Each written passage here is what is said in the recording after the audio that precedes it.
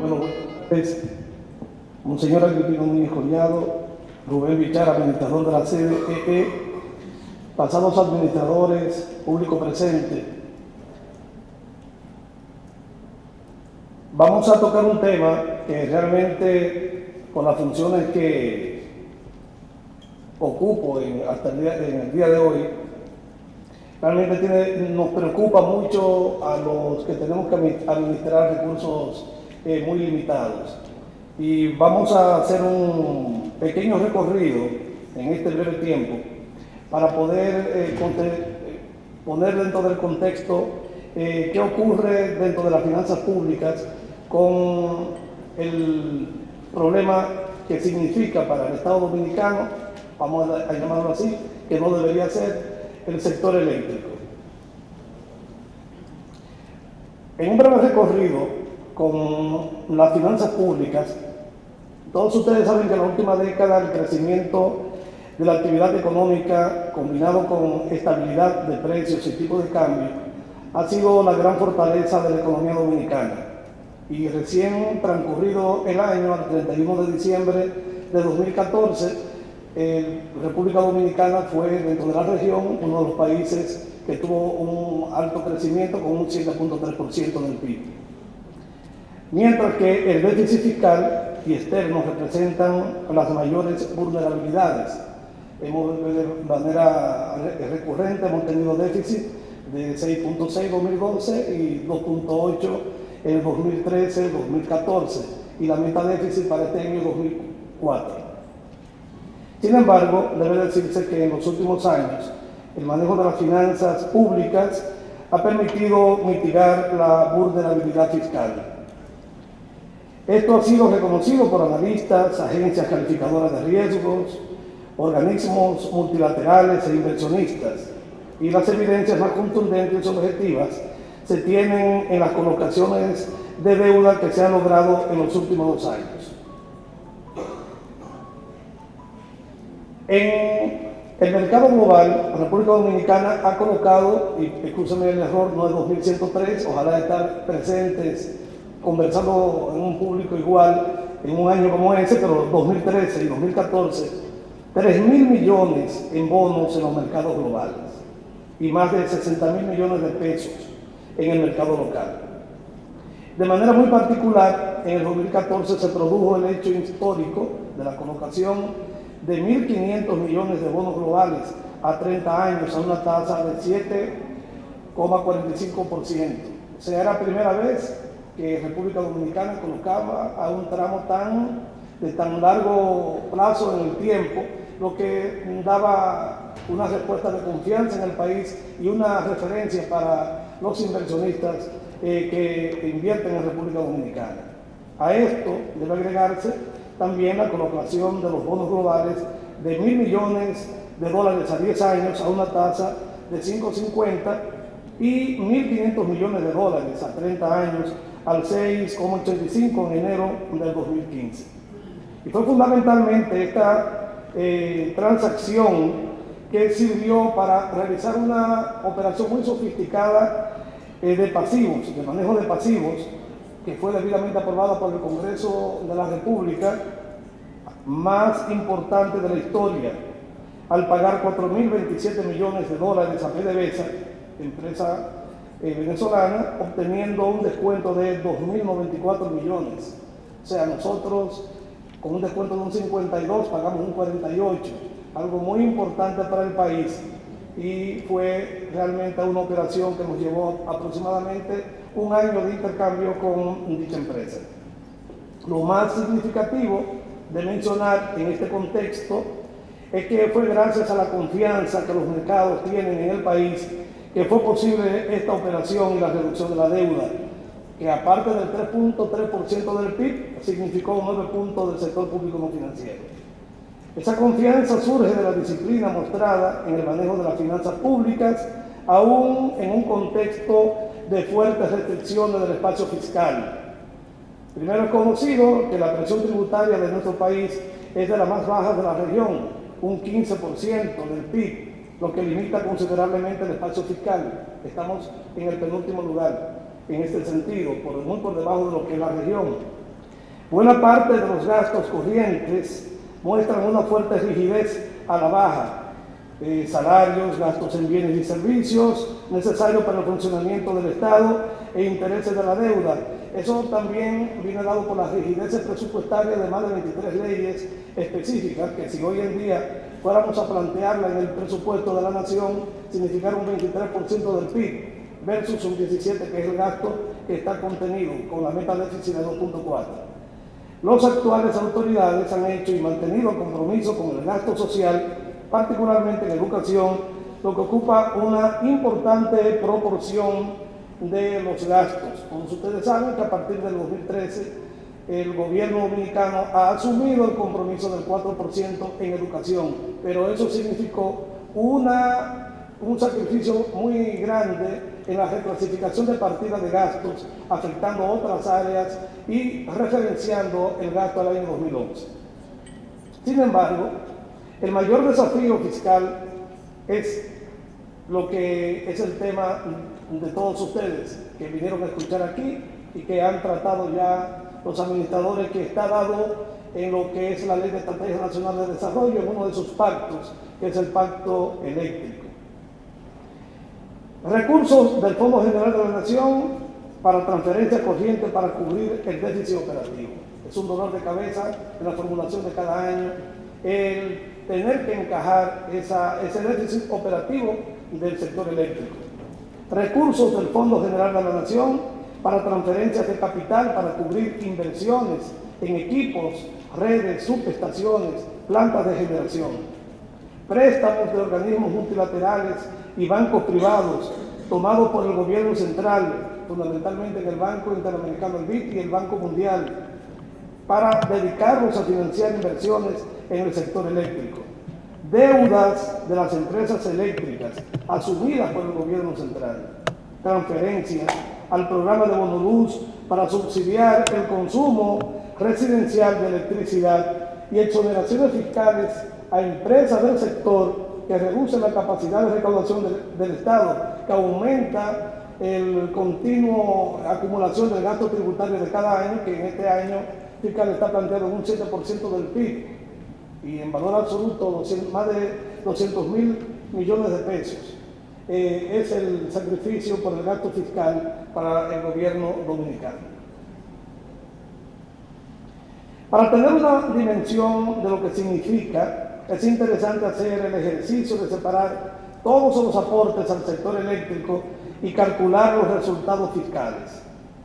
El resultado primario, o sea, ingresos menos los gastos, excluyendo los intereses, en el 2014 de todo el sector público no financiero hubiera sido un superávit equivalente a 1.7 del PIB. Recuerden que cerramos el año 2014 con 2.8. El resultado global, o sea, ingresos menos gastos, incluyendo intereses, hubiera sido un déficit de tan solo 0.8 del PIB. O sea, ingresos 15.1 menos el gasto primario 13.14, el resultado primario hubiese sido de 1.7. Pero si a todo eso le rebajamos los intereses, que representan 2.5 del PIB, al resultado primario, nuestro déficit hoy hubiese sido en el 2014 de 0.8. Lo que significa que si cerramos el año pasado con 2.8 del PIB de déficit en el sector público no financiero, no el consolidado, que fue de 5, en la cercanía de 5, en otras palabras, mientras ese fuera el 0.8, el sector eléctrico significó una carga de 2.2% del PIB. Eso significa, eso pagan los contribuyentes con transferencias globales y asistencias al sector eléctrico por parte de Hacienda, o sea, por parte del gobierno dominicano, pero lo paga el contribuyente dominicano. Aunque podrían discutirse largamente los matices, existe consenso en que las fuentes del déficit global de las empresas eléctricas estatales están en el reducido margen entre el precio medio de venta y el precio medio de compra de la energía. Están dadas también por las elevadas tasas de pérdida de energía y está dado también por los gastos corrientes, incluyendo intereses y de capital mayores a los estándares de la industria. Por eso, desde que Rubén Bichara ingresó a la administración de manera muy particular de la CDEE, siempre manejó esas tres variables como fuentes de acción, como un plan de acción en lo que eran los aspectos de generación, de recuperación de pérdidas y en la parte operativa, de una buena administración y gerencia en la parte administrativa que están fuera de los estándares planteados en negocios similares de la región.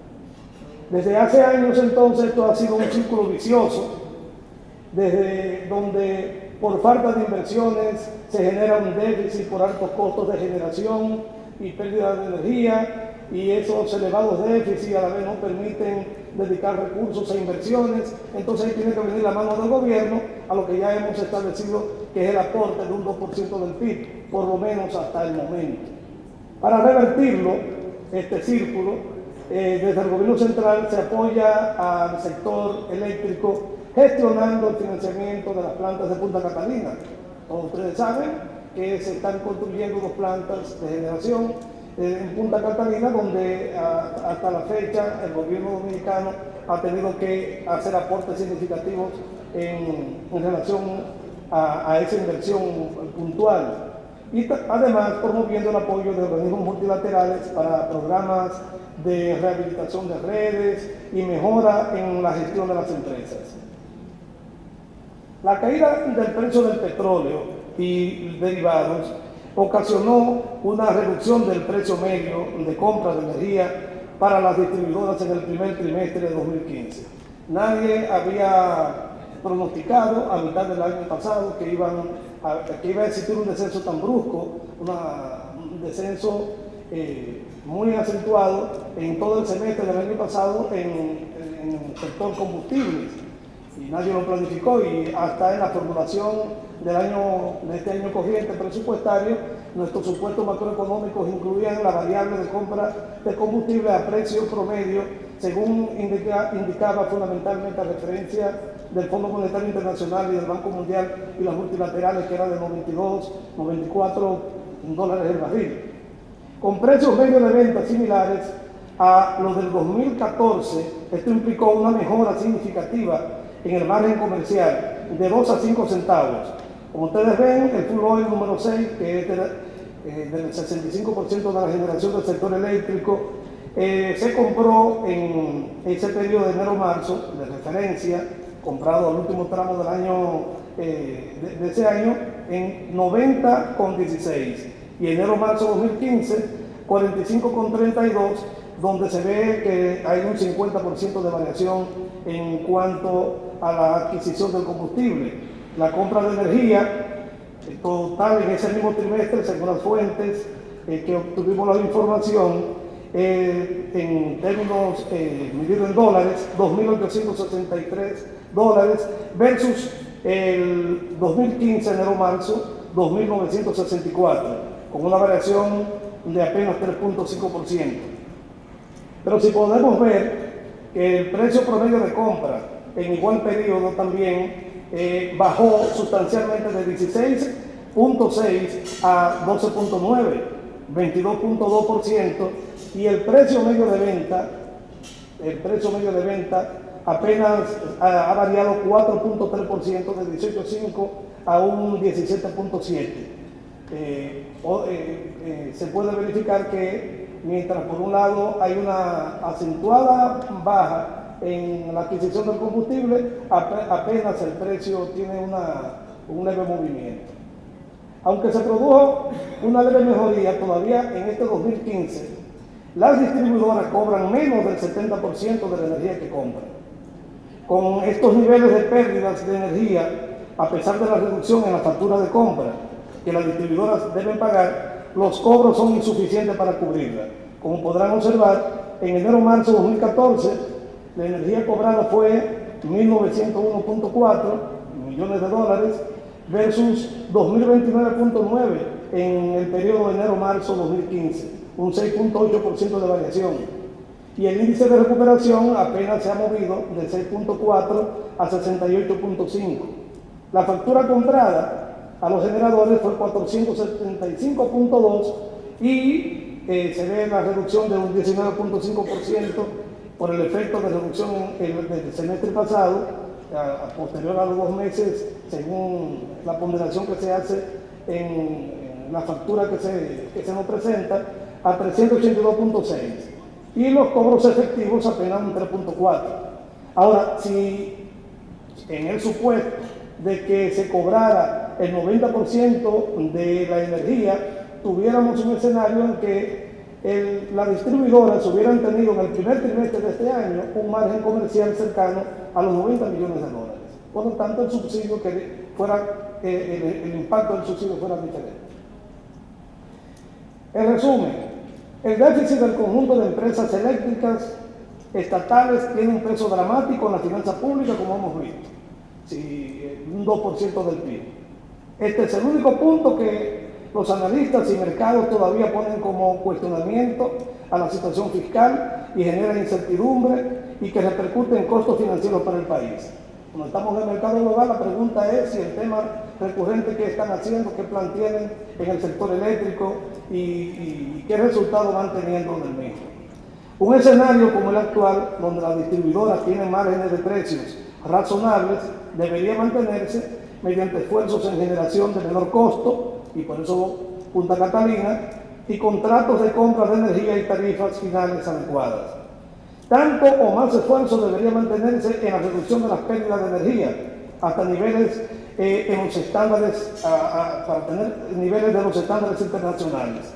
Ambos frentes requieren de importantes inversiones y tiempo para desplegar los proyectos, tanto instalar plantas como se está haciendo ahora mismo, como mejorar las condiciones de las redes, que ya tiene que ver con el mediano plazo para entrar en una senda diferente de recuperación de pérdidas. Es evidente que será necesario ese periodo de transición en que el sector siga recibiendo apoyo para realizar las inversiones y cubrir, obviamente, el déficit operativo y llegar a niveles óptimos o razonables del negocio. Es un proyecto de largo alcance que requiere compromiso y consistencia de todos los actores. Se requiere una hoja de ruta con acciones, responsabilidades y resultados claros y verificables en la que cada sector asuma los compromisos que le tocan. Y desde el punto de vista de la programación financiera de mediano plazo, el Ministerio de Hacienda siempre está presto a revisar la tarea de tener mayor certidumbre sobre los recursos que se requerirán durante el periodo de transición venidero, de futuro, a lo largo del que las transferencias deberían obviamente ir desmontándose, y lo que es más importante, para incrementar el espacio fiscal necesario para cumplir con las funciones esenciales del Estado, se requiere contar con un horizonte temporal realista a partir del cual el sector eléctrico deje de requerir inyecciones importantes como hasta la fecha de recursos. El pacto eléctrico, este ambiente de discusión en que nos encontramos, resulta este foro ideal para poder producir un plan consensuado y lograr el saneamiento definitivo del sector, y así esperamos que los resultados del mismo, ya en el umbral de los meses de julio y agosto, resulten en decisiones y discusiones terminadas y con decisiones que en el mediano plazo, en ese mismo proceso de transición, redunden en un alivio para el gobierno dominicano y que no pueda afectar a los contribuyentes como hasta la fecha. Así que muchas gracias y por la atención prestada.